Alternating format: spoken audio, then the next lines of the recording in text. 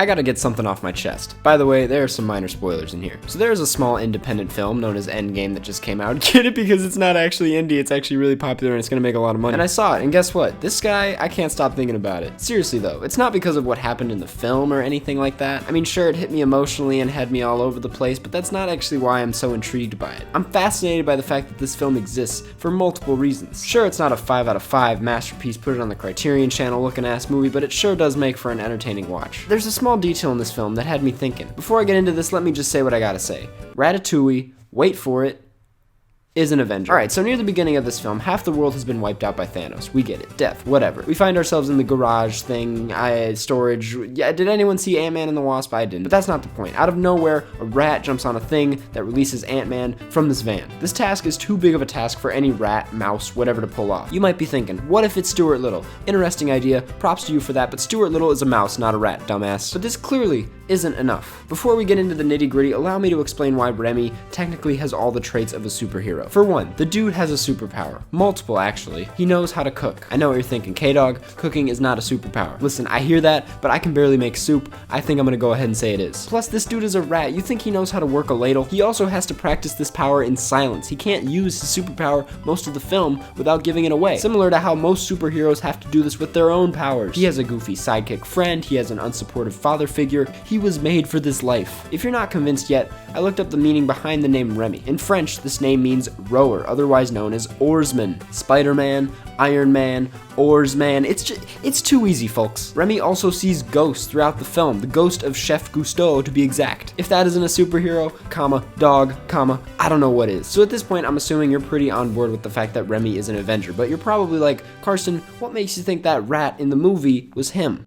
Alright, so Pixar is a part of Disney, as is Marvel, so there is already some overlap. And the first thing that got in the way of my theory was another theory known as the Pixar theory. Some of you may already know what this one is. It's the theory that all the Pixar films are connected. And last time I checked, Endgame, it's not a Pixar film, so how could Ratatouille and this film live under the same world? But here's the thing, of all the films listed and talked about in this Pixar theory, Ratatouille kind of feels like it gets left out. Like, yeah, they make some bullshit arguments like rats are taking over and acting more like humans, but it isn't brought with the same level of strength as the rest of these movies are. So I'm gonna go ahead and assume that Ratatouille doesn't necessarily fit in with the Pixar universe. So why would it then be connected to Marvel of all companies? Allow me to direct your attention to the Hulk. Why am I bringing up the Hulk? Well, let me ask you this question. Have you ever wondered why exactly the Hulk is the color green?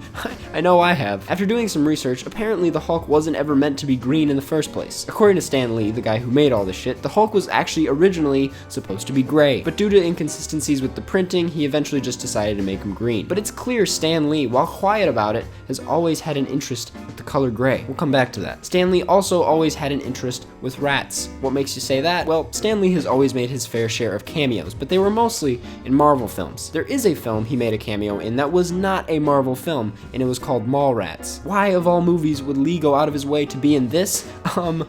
You tell me. Also, it can be assumed that Stan Lee had some jealousy when it came to Jack Kirby and how many superheroes he made. While Lee definitely worked on the comic, the real creator of Silver Surfer was Jack Kirby. Jealous of the success of this character, Lee wanted his own Silver Surfer, which is exactly what Remy the Rat is. He is an oarsman, hence the surf part, and he's also, wait for it, gray, a color Lee had always wanted to incorporate into one of his characters, as we saw with the Hulk. So why of all animals is a rat considered a superhero in this movie? I mean, we do have raccoons as superheroes, the rodent theme is clearly not that crazy, but I think the real reason has to do with Guardians of the Galaxy. At the beginning of this film, we're dancing, we're singing, we're having a good time, when all of a sudden, Star-Lord kicks what appears to be a disgusting space rodent out of his way. Upon doing some research as to what this quote-unquote rodent is, a lot of people came to the conclusion that it is essentially a space rat. Star-Lord kicking it implies that they are kind of not great. This means that rats in this universe are typically looked down upon and hated. It's why when we get rats like Remy, someone who can not only surf and cook, but can also be a good guy making omelets, it's something we should really be grateful for. It's something that makes you consider, maybe this guy's a superhero. And lastly, to address a huge plot point here,